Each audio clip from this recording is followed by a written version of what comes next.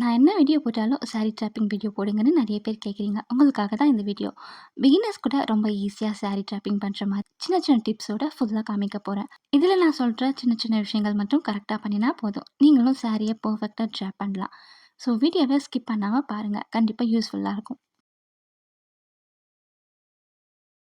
இந்த சாரிய பார்த்ததும் எனக்கு ரொம்ப பிடிச்சிருந்துச்சு. இது நான் மீஷோல வாங்கின சாரி. அதுவும் ரொம்ப அஃபோர்டபுள் ப்ரைஸில் வாங்கினது.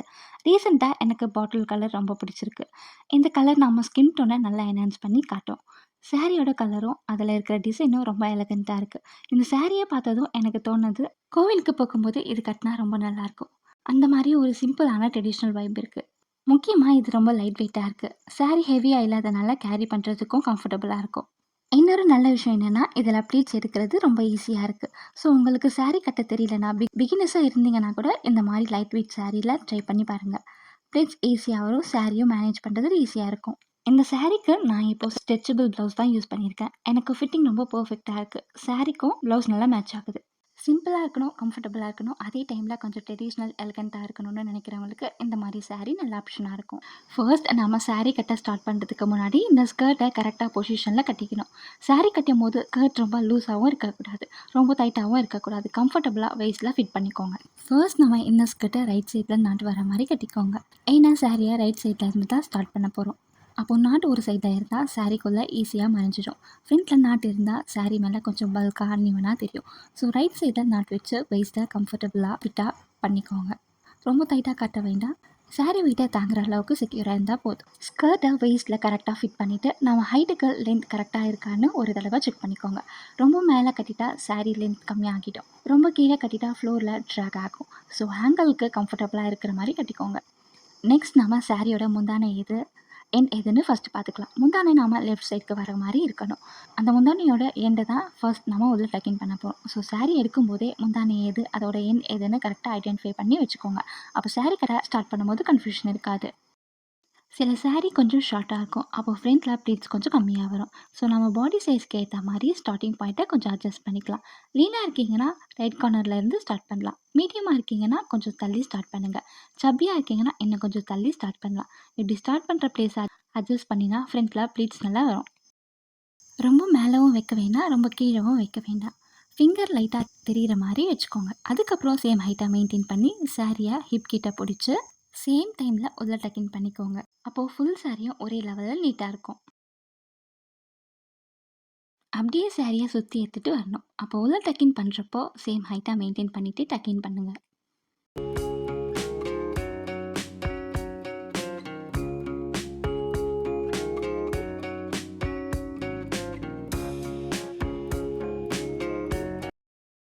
சென்டர் ப்ளீட்ஸ்க்கு எவ்வளோ சாரி வேணுமோ அந்த அளவுக்கு ஸ்பேஸ் விட்டுக்கோங்க.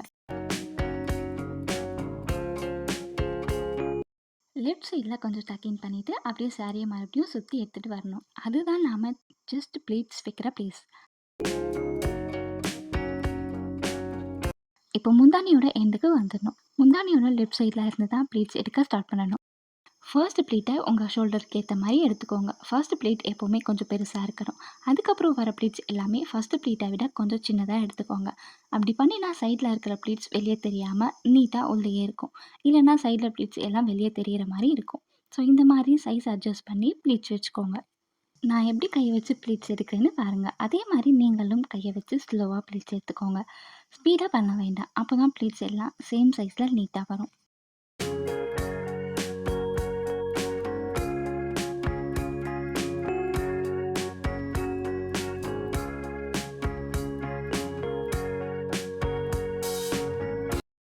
ஃபர்ஸ்ட் ப்ளீட்ஸ் எப்போவுமே அவுட்டர் சைட் பார்க்குற மாதிரி இருக்கணும். ப்ளீட்ஸ் எல்லாம் வச்சு முடிச்சதுக்கப்புறம் லாஸ்ட் ப்ளீட் நாமளை பார்க்குற மாதிரி வரணும்.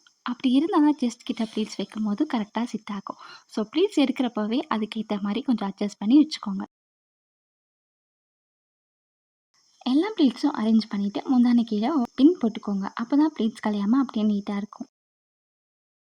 அப்புறம் ப்ளீட்ஸை நல்லா மேலே தூக்கி கொஞ்சம் நல்லா ஷேக் பண்ணுங்கள். அப்போ ப்ளீட்ஸ் எல்லாம் அரேஞ்ச் ஆகி வரும். அதுக்கப்புறம் நீங்கள் ஈஸியாக ப்ளீட்ஸை அரேஞ்ச் பண்ணிக்கலாம்.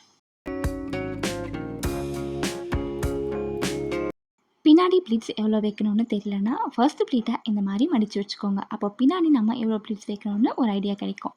நான் எப்படி ப்ளீட்ஸ் வைக்கிறேன்னு பாருங்கள். இதே மாதிரி நீங்களும் ஈஸியாக ட்ரை பண்ணலாம். பிகினர் கூட இந்த மெத்தட் ரொம்ப ஈஸியாக இருக்கும். ஸ்லோவாக பண்ணுங்க. அப்போ தான் ப்ளீட்ஸ் எல்லாமே நீட்டா வரும். இது கம்ஃபர்டபுளாக இல்லைன்னா, நீங்கள் சாரியை எங்கேயாவது ஹேங் பண்ணிட்டு கூட இந்த மாரி பண்ணலாம். இன்னும் ஈஸியாக இருக்கும். இல்லைன்னா வேறு யாரையாவது சாரியை ஹோல்ட் பண்ண சொல்லி நீங்கள் ப்ளீட்ஸை வச்சுக்கலாம். யாரும் இல்லைன்னா ஹேங் பண்ணி ஈஸியாக பண்ணிடலாம். முந்தான நீ லென்த்துக்கு கரெக்டாக இருக்குன்னா அப்படியே பின் போட்டு செக்யூர் பண்ணிக்கோங்க. கொஞ்சம் கீழே வர மாரி இருந்தால் போதும். அப்பப்போ செக் பண்ணிவிட்டு கரெக்டாக இருக்கான்னு பார்த்துக்கோங்க. ரொம்ப கீழவும் போகாமல் ரொம்ப மேலவும் இருக்காமல் கம்ஃபர்டபுளாக இருந்தால் போதும். செஸ்ட் ப்ளீட்ஸ் எல்லாம் கரெக்டாக அரேஞ்ச் பண்ணிக்கோங்க. அப்புறம் சைடில் இருந்து பேக் சைட் வரைக்கும் ப்ளீட்ஸ் நல்லா அரேஞ்ச் பண்ணிக்கோங்க. சில பேர் சைடில் ப்ளீட்ஸ் கரெக்டாக எடுக்க மாட்டாங்க. அப்படி இருந்தால் சாரீ கொஞ்சம் பல்காக தெரியும். நாமளும் கொஞ்சம் சப்பியாக தெரிகிற மாதிரி இருக்கும். ஸோ ஜஸ்ட் கையில் நல்லா தேய்ச்சி விட்டாலே போதும். ப்ளீட்ஸ் எல்லாம் நல்லா செட் ஆகிடும். அப்போது சாரியும் நீட்டாக அழகாக இருக்கும். லாஸ்ட் ப்ளீட்ஸை நான் பண்ணுற மாதிரியே டைட்டாக பிடிச்சிக்கோங்க. அப்படியே பின்னாடி இருந்து ஃப்ரண்ட்டுக்கு வர ஃபேப்ரிக்கை ஹிப் கிட்ட டைட்டாக டக்கின் பண்ணுங்கள். அப்போ தான் செஸ்ட் கிட்ட இருக்கிற ப்ளீட்ஸ் லூஸ் ஆகாமல் அப்படியே கரெக்டாக இருக்கும். இல்லைன்னா சில பேருக்கு ப்ளீட்ஸ் கொஞ்சம் கொஞ்சமாக கீழே இறங்கிட்டே வரும். ஸோ இந்த மாதிரி டைட்டாக டக்கின் பண்ணிட்டா ப்ளீட்ஸ் ப்ளேஸை விட்டு மூவ் ஆகாமல் நீட்டாக இருக்கும். நெக்ஸ்ட் சைடில் வர ப்ளீட்ஸும் நல்லா அட்ஜஸ்ட் பண்ணி நீட்டாக வச்சுக்கோங்க. அப்போ தான் ஓவரால் சாரீ ரொம்ப நீட்டாக இருக்கும். நீங்கள் சப்பியாக இருந்தால் கொஞ்சம் டைட்டாக டக்கின் பண்ணிக்கோங்க. லீனாக இருந்தால் நான் இப்போ பண்ணுற மாதிரி கொஞ்சம் லூஸ் விட்டுக்கோங்க. அப்போது சாரீ பாடிக்கு நல்லா ஃபிட்டாக இருக்கும். ரொம்ப ஃப்ளாட்டாக இல்லாமல் நேச்சுரலாக கர்வாகவும் நல்லா தெரியும். உங்களுக்கு பார்த்தாலே தெரியும் ப்ளீட்ஸ் எவ்வளோ ஈஸியாக வருதுன்னு. கையில் ஒரு தடவை நல்லா தேய்ச்சாலே போதும். ப்ளீட்ஸ் அப்படியே அயன் பண்ணுற மாதிரி நீட்டாக வந்துடும். ஸோ பிகினர்ஸாக இருந்தால் இந்த மாதிரி சாஃப்ட் சில்க் சாரீ ட்ரை பண்ணி பாருங்கள்.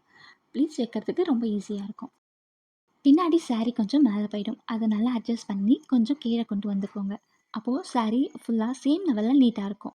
பின்னாடி சாரியை அட்ஜஸ்ட் பண்ணுறப்போ ஃப்ரண்ட்டில் லெஃப்ட் சைடில் நாம் டக்கின் பண்ணியிருப்போம்ல, அதை ஃபஸ்ட்டு ரிமூவ் பண்ணிவிட்டு அட்ஜஸ்ட் பண்ணுங்கள். அப்போ தான் சாரீ நல்லா கீழே வரும். இல்லைன்னா சாரீ மேலே போயிட்டே இருக்கும், ப்ளீட்ஸும் ப்ராப்பராக தெரியாது. ஸோ ஃபர்ஸ்ட் ரிமூவ் பண்ணிவிட்டு சாரியை நல்லா அட்ஜஸ்ட் பண்ணி கீழே கொண்டு வந்துக்கோங்க. உங்களால் முடிஞ்ச அளவுக்கு கம்ஃபர்டபுளாக டைட்டாக இழுத்து நல்லா டைட்டாக பிடிச்சிக்கோங்க. அப்போது சாரீக்கு நல்லா ஃபிட்டாக இருக்கும். பாடி ஷேப் நல்லா என்ஹான்ஸ் ஆகும். சப்பியாக இருந்தால் கூட சாரீ ப்ராப்பராக ஃபிட் ஆகி ட்ராப் ஆனால் பெல்லி ஏரியா தெரியாமல் நீட்டாக கவர் ஆகும்.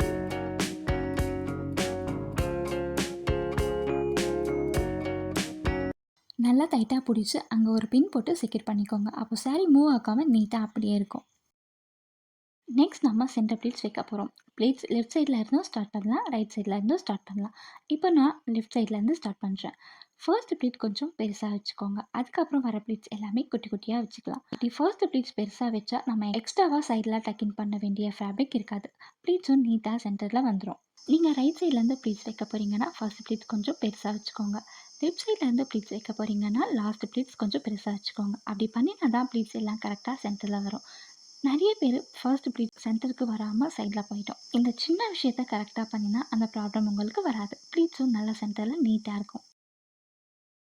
ஒரு ப்ளீட்ஸுக்கும் லைட்டாக கேப் விட்டு அரேஞ்ச் பண்ணுங்கள். அப்போ ப்ளீட்ஸ் எல்லாம் செப்பரேட்டாக நீட்டாக தெரியும், பார்க்கவே அழகாக இருக்கும். அது மட்டும் இல்லை, இந்த மாதிரி கேப் விட்டு அரேஞ்ச் பண்ணினா உள்ள டக்கின் பண்ணும்போது பல்காக இல்லாமல் ஃப்ளாட்டாக இருக்கும். சாரீ வேஸ்ட் ஏரியாவில் ஸ்மூத்தாக சிட் ஆகும். டம்மியும் பெருசாக தெரியாமல் நீட்டாக கவர் ஆகும். அப்புறம் ப்ளீட்ஸ் எல்லாம் கரெக்டாக இருக்கான்னு பார்த்துட்டு அங்கே ஒரு பின் போட்டு செக்யூர் பண்ணிக்கோங்க. அப்போது ப்ளீட்ஸ் கலையாமல் நீட்டாக அப்படியே இருக்கும்.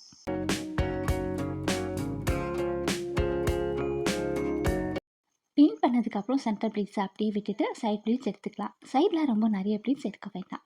ஃபர்ஸ்ட் 3 ப்ளீட்ஸ் மட்டும் எடுத்துக்கோங்க. அப்புறம் இன்னும் கிளாத் இருந்தால் 2 ப்ளீட்ஸ் எக்ஸ்ட்ரா எடுத்துக்கலாம். ப்ளீட்ஸ் எடுக்கிறப்போ எப்போவுமே ரொம்ப குட்டியாக எடுக்கக்கூடாது. உள்ளே நல்லா ஃபேப்ரிக் வர மாதிரி கொஞ்சம் வைடாக எடுத்துக்கோங்க. அப்போ ப்ளீட்ஸ் சீக்கிரமாக கலையாமல் நீட்டாக இருக்கும். எல்லாமே கரெக்டாக இருக்கான்னு ஒரு தடவை செக் பண்ணிவிட்டு கரெக்டாக இருந்தால் பின் போட்டு செக்யூர் பண்ணிக்கோங்க.